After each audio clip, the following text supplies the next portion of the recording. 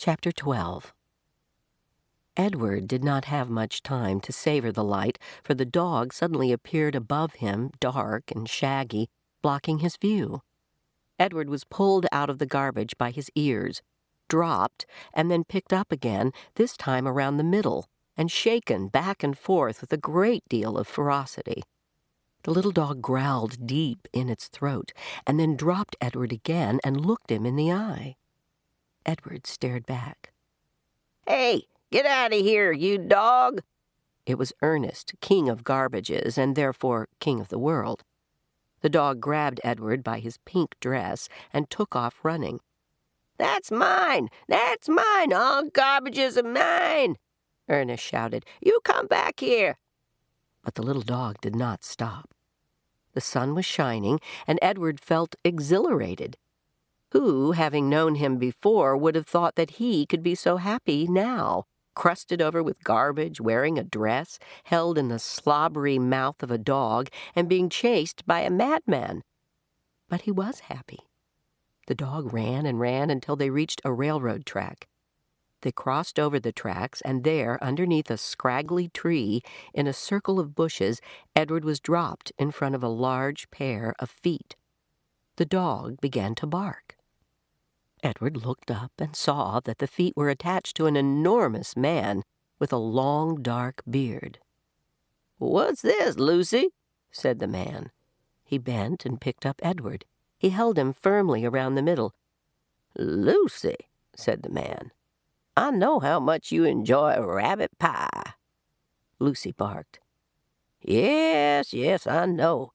Rabbit pie is a true delight, one of the pleasures of our existence."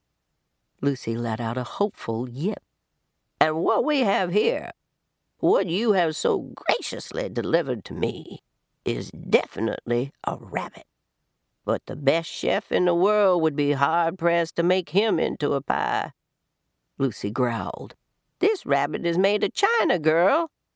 The man held Edward closer to him. They looked each other in the eye.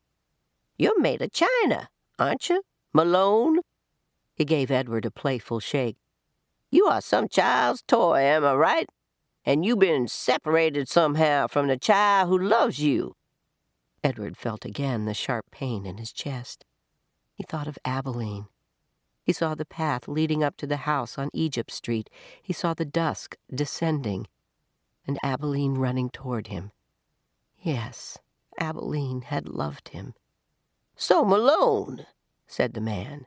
He cleared his throat. "You are lost. That is my guess. Lucy and I are lost, too." At the sound of her name, Lucy let out another yip. "Perhaps," said the man, "you would like to be lost with us. I have found it much more agreeable to be lost in the company of others. My name is Bull.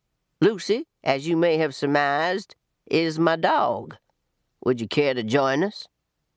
Bull waited for a moment, staring at Edward, and then with his hands still firmly around Edward's waist, the man reached one enormous finger up and touched Edward's head from behind. He pushed it so it looked as if Edward were nodding his head in agreement. "Look, Lucy, he is saying yes," said Bull. "Malone has agreed to travel with us. Isn't that swell?" Lucy danced around Bull's feet, wagging her tail and barking. And so it was that Edward took to the road with a hobo and his dog.